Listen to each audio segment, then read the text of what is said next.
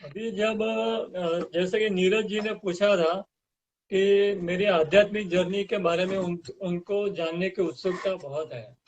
तो कई बार पूछ चुके हैं पहले भी, पर्सनल लेवल पर भी। तो अभी हम लोग आध्यात्मिक जर्नी के बारे में हमेशा सब कुछ तो नहीं बता सकते। जो भी थोड़ा सा बता सकते हैं वो जरूर बताऊंगा। तो एक्चुअली स्पीकिंग, हमारी आध्यात्मिक जर्नी तो पिछले जन्म से चालू है, मेरी और आपके गुरु माँ की भी। तो जिसके बारे में हम ज्यादा नहीं बता पाएंगे, भले हम लोग को पता है। लेकिन इसके अवेयरनेस धीरे धीरे आ रही थी बचपन से ही। कि जैसे कि मैं जब करीब 5 साल के आसपास का होगा, तब मुझे जो भी ड्रीम आते थे, जो भी सपने आते थे, वो हर 3 दिन में सच्चे पड़ते थे। तो ये अवेयरनेस मुझे थोड़े 6 महीने 12 महीने के बाद आई कि ये क्या हो रहा है। मुझे जो भी ड्रीम जब भी आता है, तो वो तीसरे ही दिन सच्चा पड़ता था। तो I was surprise at that time, I didn't know what is happening.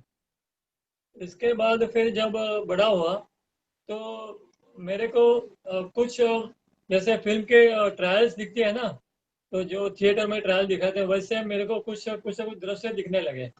तो दृश्य देखने के बाद करीब 15 दिन के बाद जो भी मूवी देखने में जाता था, तो वो मूवी में उसका थोड़ा सा भाग वही दिखता था जो मैंने ड्रीम में देखा हुआ होता था। तो ये भी मुझे थोड़ा कुछ महीने लगे ये रिसेंबल करने में। ये मुझे जो दिख रहा था वो सही था कि फिर मुझे ये भ्रम हो रहा है। धीरे धीरे करके मुझे समझ में आया, क्योंकि ये रिपीटेशन चलता ही रहा कई सालों तक। कि जो मुझे ड्रीम में दिखता था वो फिर 15 दिन के बाद मूवी थिएटर में जाओ तो वो थोड़ा सा भाग तो वो दिख ही जाता था। इसके बाद जब मैं डॉक्टर हुआ, तो एक अनुभव और भी हुआ था कि मेरे अलग अलग जगह पर लेक्चर चल रहे थे। तो वो लेक्चर्स चल रहे थे, तो एक बार विले पार्ले में एक बैंक्वेट हॉल में मेरा लेक्चर था आयुर्वेद के ऊपर, और एस्ट्रोलॉजी के ऊपर भी था। तो कंबाइन था वो। तो उस वक्त मेरा लेक्चर सुनने के बाद एक पब्लिशर था, मैगजीन का पब्लिशर, वो मेरे पास क्लिनिक में आया सांता क्रूज में। उसने कहा कि आप मुझे ड्रीम के ऊपर एक आर्टिकल दो। तो तब तक मैंने ड्रीम के ऊपर 15 दिन पहले मुझे माइंड में चल रहा था कि मैं ड्रीम के ऊपर कुछ लिखूं, ड्रीम के ऊपर कुछ लिखूं। लेकिन मुझे लगा कि भाई ड्रीम के ऊपर मैंने कभी कोई मनन मंथन किया नहीं है, तो मैं कैसे लिखूं। तो मैंने वो विचार को छोड़ दिया था। लेकिन अभी ये प्रैक्टिकली कोई पब्लिशर मेरे सामने आ रहा है, और मुझे वही बुक बोल रहा है कि आप मुझे ड्रीम के ऊपर आर्टिकल दो। तो अभी मैं क्या बोलूँ, मेरे को समझ में नहीं आ रहा था। तो उस उन्होंने बहुत इंसिस्ट किया कि नहीं, मुझे आपसे ड्रीम के ऊपर आर्टिकल चाहिए ही, क्योंकि आपका लेक्चर बहुत अच्छा लगा है। तो मैंने बोला चलो मैं कोशिश करूंगा। तो इसके बाद वो चला गया। तो फिर मैं काफ़ी मनन कर रहा था, तो मुझे लगा कि मैं क्या ये एस्ट्रोलॉजी की किताबें वगैरह है उसमें मैं सब कंपाइल करके या पढ़ के कुछ लिख दूंगा। लेकिन तब तक मैंने जो भी आर्टिकल लिखे थे फार्मी हिस्ट्री वगैरह के ऊपर अलग अलग इंटरनेशनल मैगजीन्स में, वो पूरे ओरिजिनल थे। तो इस वक्त भी मुझे ऐसा लगा कि मैं ये किसी की कॉपी करूंगा तो क्या फायदा, उससे एक सेटिस्फेक्शन जो चाहिए वो तो नहीं मिलेगा ना। वो तो फिर एक कॉपी कैट जैसा हो जाता है। तो फिर मैंने सोचा कि क्या करूं क्या करूं। तो एक दिन अचानक मैंने पेन लिए और फुलस्केप लिया, और फिर अपने आप चालू हो गया ड्रीम के ऊपर लिखना कि ड्रीम कहाँ से आते हैं, क्यों आते हैं, उसके कितने प्रकार है वगैरह वगैरह। तो I was reading it myself as if it was a new thing I was writing, I didn't know anything about that. तो ऐसे तो करीब 6 फुलस्केप भर के पेपर्स भर गए। और उसके बाद मैं खुद हैरान था कि ये सब मैंने क्या लिख दिया, कहाँ से आया ये सब। तो जो भी था, लेकिन फिर मैंने वो पब्लिशर को फोन करके बुलाया और उसको वो आर्टिकल दे दिया। अभी वो आर्टिकल उसने वो पब्लिशर ने छापा अपने मैगजीन में। तो क्या हुआ कि वो आर्टिकल छपने के बाद अलग अलग लोगों ने जो पढ़ा होगा, उसमें से दो साइकोलॉजिस्ट भी थे। तो एक साइकोलॉजिस्ट एक दिन आया मेरे पास। उसने एक सवाल किया कि ये आर्टिकल आपने कैसे लिखा, कहाँ से आपने ये सब पढ़ा। तो मैंने बोला मुझे तो अपने आप माइंड में आया, प्रेरणा मिली, तो उस तरह से मैंने लिखा है। तो उन्होंने बोला कि लेकिन ये तो 400 साल पहले फलानी व्यक्ति ने लिखा है। क्या नाम था उनका? Sigmund Freud. हाँ, सिगमंड फ्रॉइड। देखो अभी भी मुझे याद नहीं है। तो मैंने आपके गुरु माँ से बात की थी, इसलिए उनको ध्यान में है। तो ये सिगमंड फ्रॉइड ने 400 साल पहले लिखा हुआ था, तो वो हूबहू वैसा ही है। मैंने बोला कमाल है, ये मुझे तो नहीं पता भैया।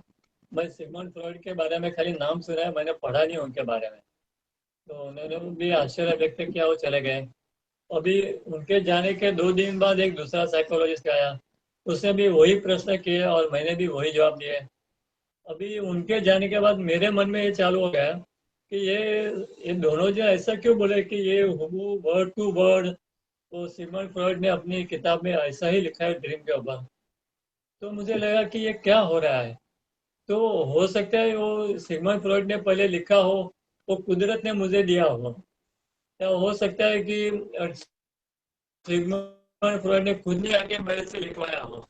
तो ये यूनिवर्सल गुरु तत्व कितना अवेकन्ड है, कितना अलर्ट है, ये मैंने ऑब्जर्व किया उस वक्त।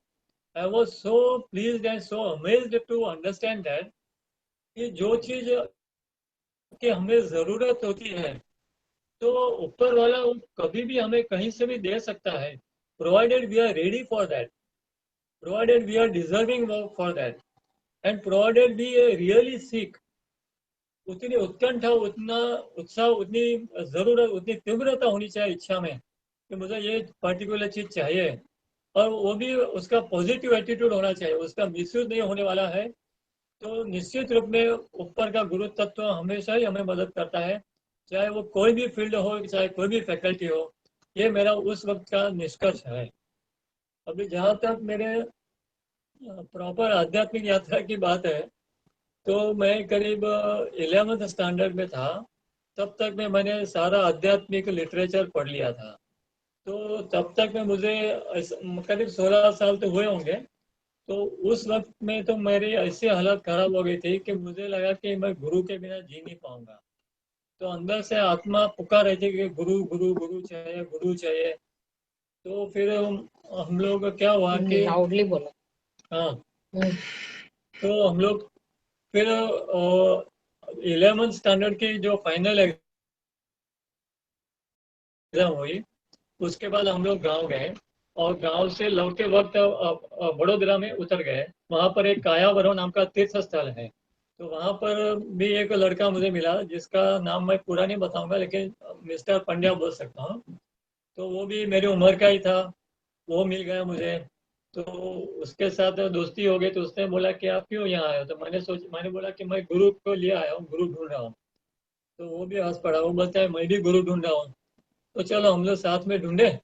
तो मैंने बोला अच्छी बात है। तो बड़ौदा के आसपास काफी तीर्थ स्थल है, कि राजपीपला है, चांदोद है, गरुड़ेश्वर है। सब जगह गए हम लोग गुरु को ढूंढते ढूंढते, लेकिन कहीं भी गुरु मिले नहीं। और राजपीपला में तो हम लोग मंदिर के बाहर जो बैठने की सीटें होती है, वहां पर रात भर गुजारी थी। वो चाहे कोई हमें लूट के जाए ना जाए, कोई परवाह नहीं, कुछ नहीं, पूरा जंगल जैसा ही था उस समय तो वहां पर। फिर हम लोग चांदोद गए, वहां पर भी एक गायत्री संत थे।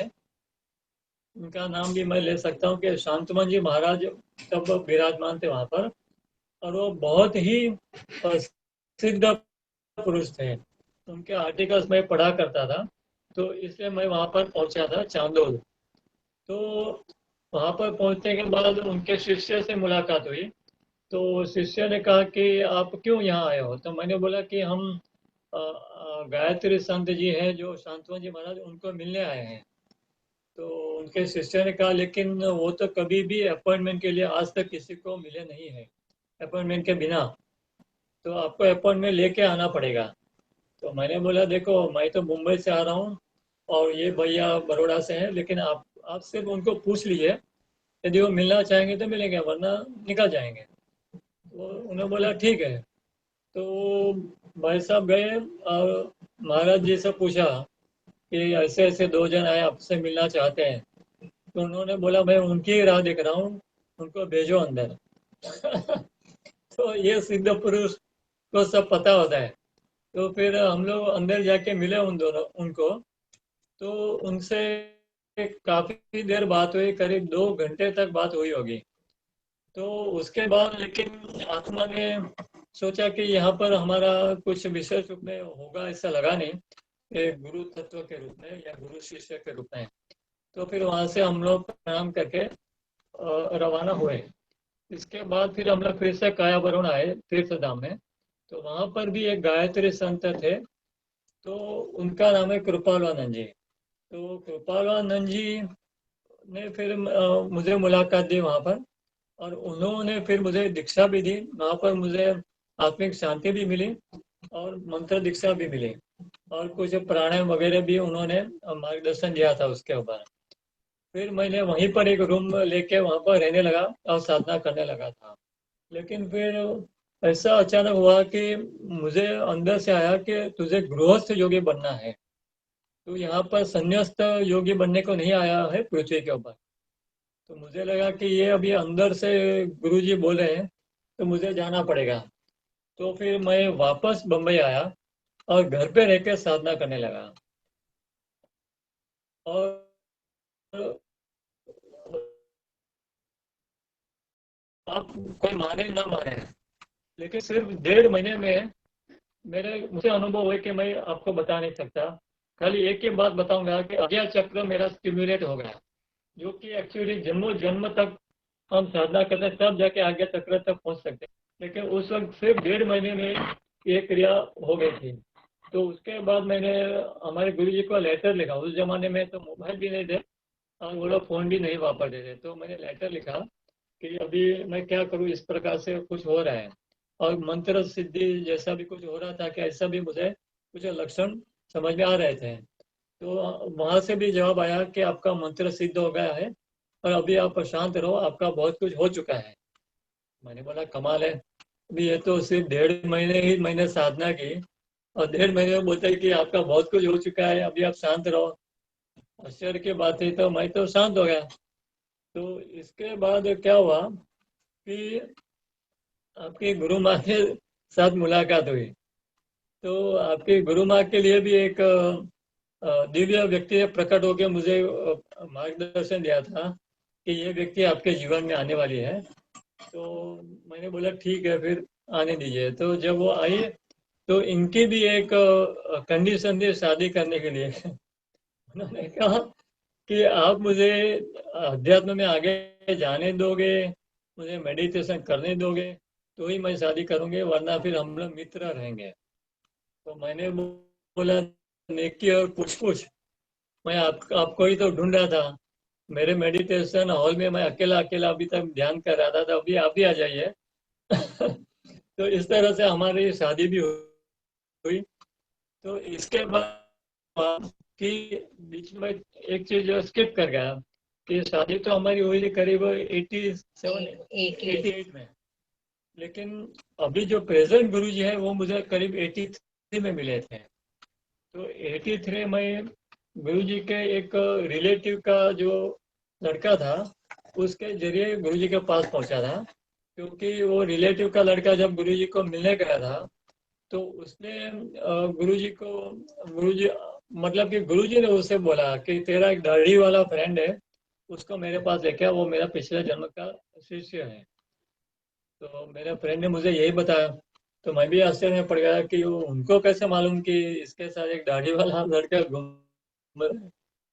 तो मैंने सोचा कि चलो भाई कोई त्रिकालदर्शी है तो मिलते हैं। तो फिर मैं जाके मिला गुरुजी को, सांता क्रूज में आशा अपार्टमेंट में रहते थे। तो वहां पर जाके मिला। तो गुरुजी ने सीधा पूछा कि कड़ा पहनेगा। तो उनको देख के मालूम पड़ता था कि वो सिद्ध योगी है। तो मैंने तुरंत हाँ बोल दिया कि हाँ जी पहनूंगा मैं।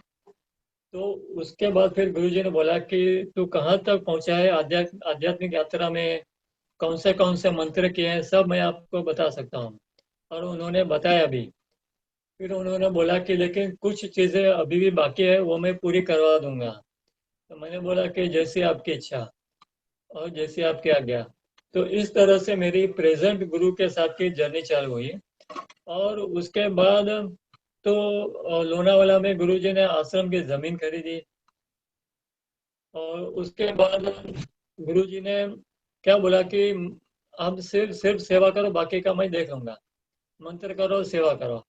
तो अभी ये गुरु लाइन में क्या होता है कि सेवा करना ये अपने तरफ से श्रम यज्ञ हो जाता है, लेकिन सेवा सिर्फ शारीरिक सेवा तक सीमित नहीं रहती, क्योंकि गुरुकुल में सेवा करना और सोशल सेवा करना उसमें क्या फर्क है, ये मुझे वहां पर जाने के बाद मालूम पड़ा कि सोशल सेवा करते हैं तो हमें एक सेटिस्फेक्शन मिलता होगा कि मैंने कुछ अच्छा किया, किसी को नाम चाहिए तो उसको नाम मिल जाता है। लेकिन गुरुकुल में सेवा होती है तो हमारे कर्म कटते हैं, हमारे पाप कर्म कटते हैं, हमारी तकलीफें जो बड़ी बड़ी होती है वो तो गुरु कम करवा देता है, और छोटी छोटी तकलीफें तो ऐसे अदृश्य हो जाती है कि हमें वो ऊपर जाने के बाद ही मालूम पड़ता है कि गुरु ने हमारे लिए क्या क्या किया है। वो हमें गुरु गुरु का काम तो थैंकलेस होता है, क्योंकि हमें यह दृश्य रूप में नहीं दिखाई देता कि गुरु ने हमारे कितने कर्म काटे, क्या कितने पाप कर्म काटे हैं। तो यहाँ से लोग, बम्बई से काफी लोग वहां जाते थे, और नया नया आश्रम बनाया था तो कंस्ट्रक्शन चल रहा था। तो जितने लोग थे सारे लोग फावड़ा खुदाई, फावड़ा और त्रिकम फावड़ा, हाँ त्रिकम फावड़ा लेके खुदाई करते थे। ईंटें और ईंटें ले लेके यहाँ से वहां लेके जाते थे। फिर रेती और सीमेंट के तगारे घूमते थे। तो वहां पर तो लाइनें लगती थी, 100 100 जन की लाइन लगती थी, तो तगार पहले आदमी के हाथ में से होके 100वें आदमी तक पहुंचता था। और ऐसे नॉन स्टॉप, तो नॉन स्टॉप उधर और वहां पर आश्रम की जमीन में तो रॉक्स बहुत थे, जितनी जमीन थी उतने रॉक्स थे, बड़े बड़े रॉक्स। तो वो भी जितने भी सेवादारी वहां आते थे सभी लोगों ने श्रम यज्ञ किया, और जितने भी रॉक्स थे सारे के सारे फ्लैट कर दिए गए। और इस तरह से 80 90% वर्क वहाँ पर सेवादारियों के द्वारा ही हुआ है, और सिर्फ 10% कार्य स्किल्ड लेबरर के द्वारा हुआ था। तो इस तरह से वहाँ पर इमारतें खड़ी हुई थी। लेकिन इस दौरान गुरु जी क्या करते थे कि सेवा के दौरान आपके काम क्रोध मद मोह लोभ अहंकार, इसका भी टेस्टिंग करते रहते थे। ये आपको धीरे धीरे पता चलता है कि आपके साथ क्या हो रहा है। आपके साथ काम करने वाले जितने भी लोग होते हैं ना, वो आपको आके कुछ ना कुछ पिन मारते जाएंगे, कोई ना कोई टांग खींचा करता रहेगा।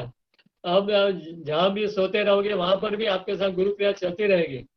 अब गुरु कभी भी चुप नहीं रहता, कभी भी शांत नहीं रहता। और अपने गुरु जी तो इतने फास्ट थे और इतने इतने बिजी रहते थे कि मैं, मेरे पास शब्द नहीं है बोलने के लिए कि उनके जैसा सिंसियर गुरु मैंने आज तक नहीं देखा। हो सकता है और भी गुरु सिंसियर होंगे, लेकिन मेरे अनुभव में जो आया है, मेरे गुरु जी का जो अनुभव वो ये है कि इतने सिंसियर गुरु अपने कार्य के प्रति इतने डेडिकेटेड होना बहुत बहुत मुश्किल है।